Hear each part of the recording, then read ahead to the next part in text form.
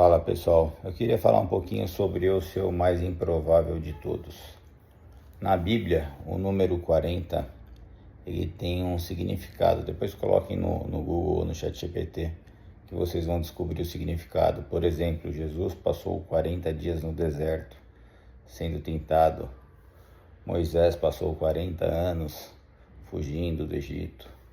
E por aí vai. Tem alguns exemplos aí que o número 40 é como se fosse um tempo de purificação. Eu sempre fui ateu. Eu até zombava um pouco de quem acreditava em Cristo. Zombava na minha mente, não desrespeitava as pessoas, mas achava besteira. Eu, por 40 anos, tive uma fobia social extremamente grave. Eu não conseguia me comunicar. Claro, eu conversava com amigos próximos, com familiares, mas, por exemplo, para apresentar um trabalho na escola, a minha mãe tinha que ir lá conversar com o professor para eu poder fazer escrito, porque eu não conseguia falar. Muitas vezes na faculdade eu tomava 0. Para apresentar a minha monografia, graças a Deus, um pouquinho antes eu descobri o que era a fobia social, que existia um tratamento, e eu descobri um remedinho chamado Rivotril, que vocês conhecem, famoso. E eu tive que tomar uma dose cavalar,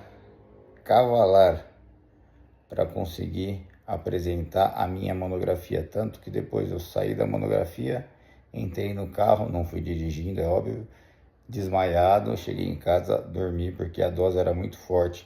Mas eu sentia um tremor, uma adrenalina, uma trava. Eu queria falar e eu não conseguia. Eu era aquele tipo de pessoa que a gente estava numa mesa e aí de repente alguém falava, vamos ficar todo mundo quieto pro Fernando falar. Aí eu ficava vermelho, eu não conseguia falar, me constrangia muito. Em alguns momentos da infância, em alguns grupos, o pessoal me chamava de mudinho, brincando, porque de fato falar para mim era algo impensável, era muito difícil. Eu ficava tremo, meu coração disparava, me dava um suador muito forte. Eu não conseguia. Eu podia estudar para o trabalho, eu ia até a frente, na hora de começar a falar, me travava, a voz não saía, eu ficava mudo por alguns instantes. Isso por 40 anos. E depois de 40 anos, como num estalo, eu não parei de falar.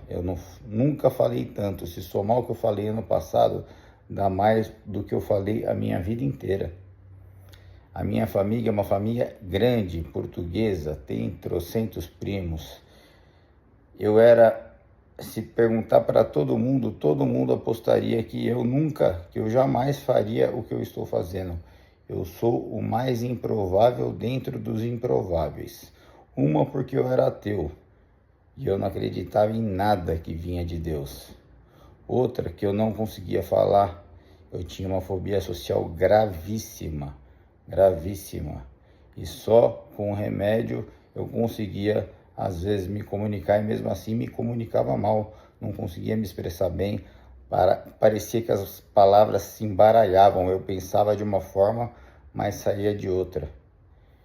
E de repente, 40 anos depois, como num estalo, eu comecei a falar. É claro, antes disso, eu comecei a acreditar em Deus, eu comecei a estudar e eu comecei a praticar na minha vida a oração, eu comecei a praticar a esmola, eu comecei a ter um olhar caridoso para com todos.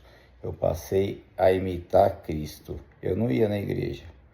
Eu comecei a ir na igreja ano passado, para vocês terem uma ideia. Eu não ia na igreja. Eu ia pouco, muito pouco. Eu era daqueles que ia em casamento e em missa de 7º dia apenas. E mesmo assim, sem acreditar muito no sacramento. Eu fiz ano passado minha primeira comunhão. No final do ano passado, eu fiz a minha crisma.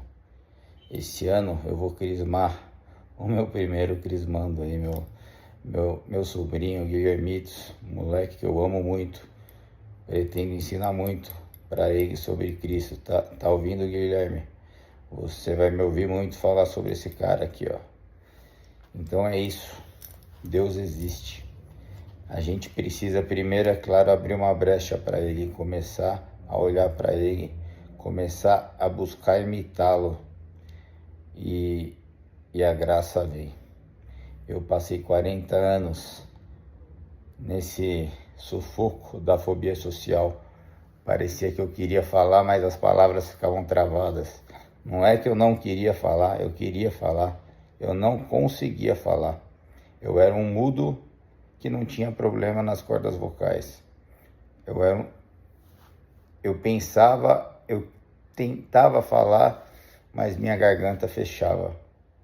Então, quando eu falo que existem milagres, e milagres existem a rodo. Todo esse mundo é um milagre. Mas eu vivi na pele um milagre muito forte. Muito forte. E a partir daí eu senti obrigação de levar Cristo para vocês. Eu senti obrigação, porque isso não só causou um milagre na minha vida, como preencheu meu coração, como me deu paz, porque eu passei 40 anos no deserto, sentindo dores, sentindo sofrimentos. Por mais que não parecia, as pessoas que conviviam comigo não percebiam o meu sofrimento. Eu disfarçava bem, porque eu sempre tive essa coisa de me preocupar com os outros. Então eu não queria passar para os meus irmãos, para os meus pais, para minha esposa, o quanto eu sofria, porque senão eles ficariam preocupados comigo. A minha mãe, por ser mãe, ela sempre sentia que tinha algo. Mas é isso, milagres acontecem. Confiem em Cristo, imitem Cristo, frequentem a igreja, se confessem, busquem o céu, busquem o céu.